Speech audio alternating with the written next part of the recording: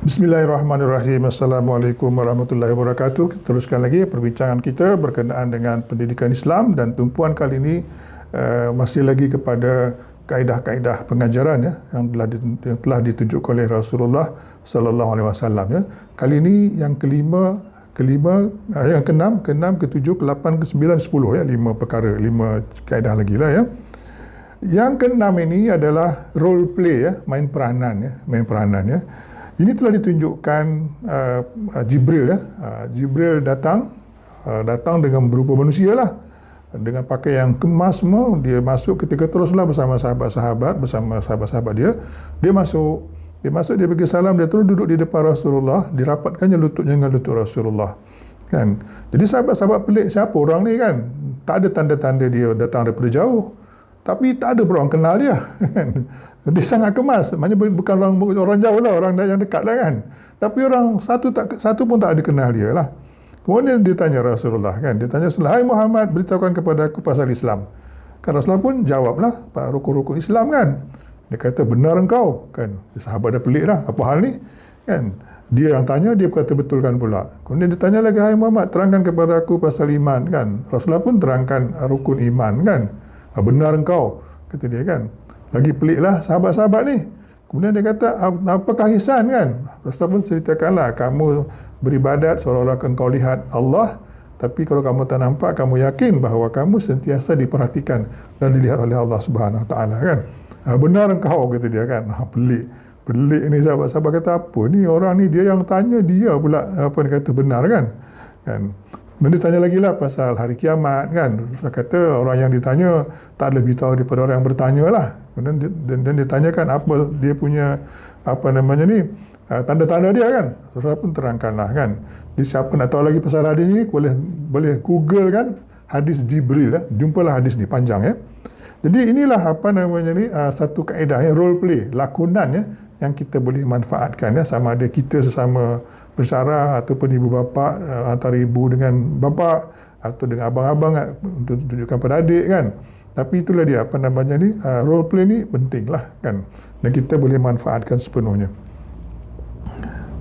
Kemudian demonstrasi ya. Demonstrasi apalah, macam kalau kita nak tunjuk macam mana buat kerja-kerja makmal kan. Macam mana nak buat eksperimen kat makmal, kita buat demo dulu kepada murid-murid kita supaya murid-murid kita boleh nampak kan. Jadi Rasulullah ni pun biasalah gunakan kaedah ni kan, dan sahabat-sahabat pun gunakan inilah kan. Jadi misalnya cara berwuduk kan, Sayyidina Uthman bin Affan telah menunjukkan cara berwuduk lah kepada para sahabat-sahabat yang lain, dan memberitahunya begitulah Rasulullah SAW berwuduk kan. Jadi Rasulullah menggunakan kaedah ini, demonstrasi ini ada banyak lah, terutama dalam ibadah-ibadah khusus lah ya. Jadi orang yang kemahiran kinestetik ni, yang membuat kan, yang banyak membuat ni, yang dengan tangan dia inilah kan, termasuklah macam kaedah-kaedah perang ya. Ini juga adalah demonstrasi lah kan, yang sebenar lah kan ya. Dan yang ke-8, belajar dengan membuat ya, learning by doing lah kan. Learning by doing ni memanglah Rasulullah memang ini banyak betul lah, sebab masa dulu tidak ada universiti, tak ada vocational kan, tak ada training center kan. Jadi learning by doing ni adalah sangat-sangat penting masa zaman Rasulullah lah kan. Perhatikan ya,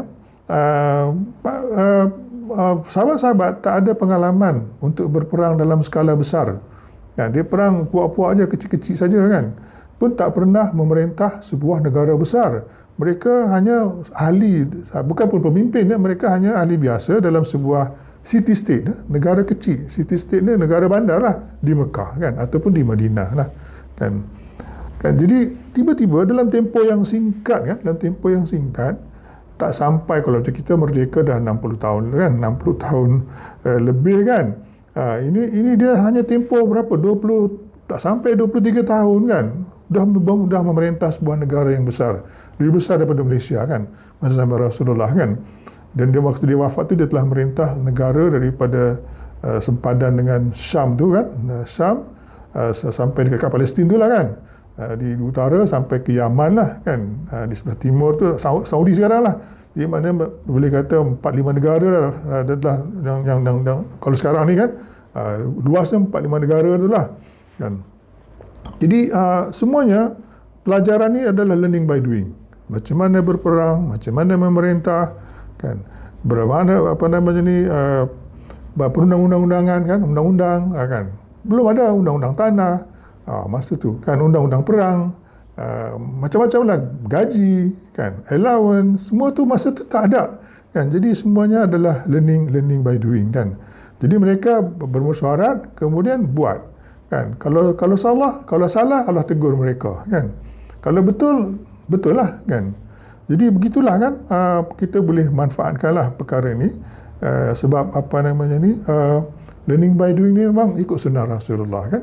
Dan kita tengok hasilnya pun sangat hebat lah, kan? Kita tengok sahabat-sahabat dengan tak ada kelulusan universiti pun, kan, boleh memerintah sebuah negara yang besar dan berlawan pula tu dengan negara yang sedia ada yang besar, kan? Lawan mereka bukan carang-carang, ya. Masa tu Rome Byzantium lah yang sudah beratus tahun wujud, begitu juga Parsi yang sudah beratus tahun, bahkan almost 1000 tahun lah, kan? Mereka berhadapan dengan dua kerajaan yang besar, kan, dan mereka dapat mengalahkannya pun, kan? Jadi inilah satu bentuk learning by doing, kan? Learning by doing yang perlu kita manfaatkan sepenuhnya. Yang kesembilan, menyentuh jiwa, kan? Macam sebelum ni kita cerita pasal seorang pemuda tu, kan, yang ingin berzina, kan? Rasulullah tanya, kamu suka tak nanti mak kamu berzina dengan orang lain, anak kamu, adik kamu, makcik kamu, kan? Akhirnya dia benci, dia tak nak berzina dah, kan? Dan Rasulullah apabila dia bercakap, dia berkhutbah, kan, dia bukan cakap monoton lah, dia cakap memang orator lah, kan, dengan berpenuh semangat, berkobar-kobar, merah matanya, kan, macam itulah, kan. Jadi itulah keadaan Rasulullah, kan, memberi penuh semangat, kan, dengan menyentuh jiwa, kan. Jadi itulah bila bercakap tu kena sesuai dengan keperluan, dengan kehendak audiens lah, kan, audiens kita. Dia faham dengan bahasa-bahasa yang dia faham, jangan bahasa tak faham, kan. Dan utamakan pendengar kita, jangan kita syok sendirilah, kan. Setengah orang kadang dia bercakap dia suka syok sendiri, kan. Tak boleh lah, kan. Kita bercakap kena utamakan pendengar kita lah, kan. Siapa pendengar kita, dan kita cari yang sesuai lah dengan kehendak dan keperluan mereka dan juga taraf pemikiran mereka, kan. Kalau cakap tinggi sangat pun kadang tak jadi jugalah, kan. Jadi macam itulah, kan, keadaan Rasulullah, kan. Yang ke-10, contoh tauladan, dan juga pementoran lah, kan, pementoran, ya. Mentor, coaching, ya, tauladan, ya.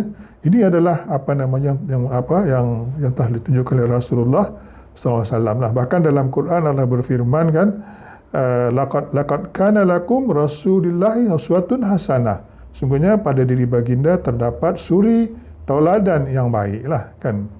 Jadi itu dia, kan. Kita kaedah ni memang banyak lah, kaedah coaching, mentoring ni, kan, banyak betul sekarang dimanfaatkan oleh orang lah, kan.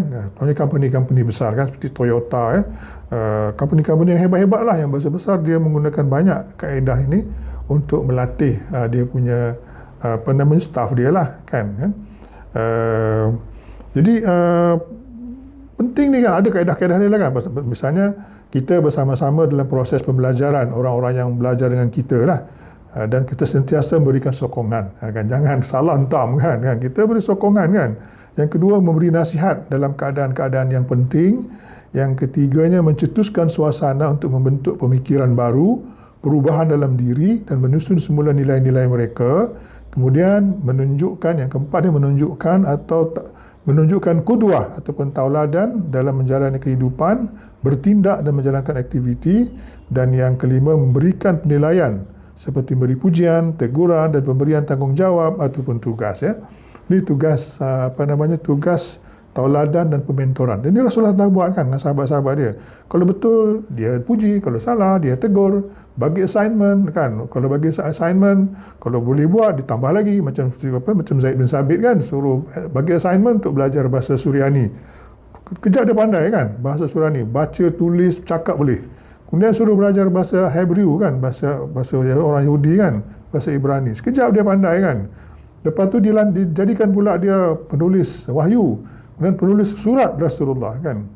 Jadi itulah dianya kan, mentoring kan, dan kita bagi assignment supaya mereka lebih itu lagi lah kan. Jadi itulah dianya kan,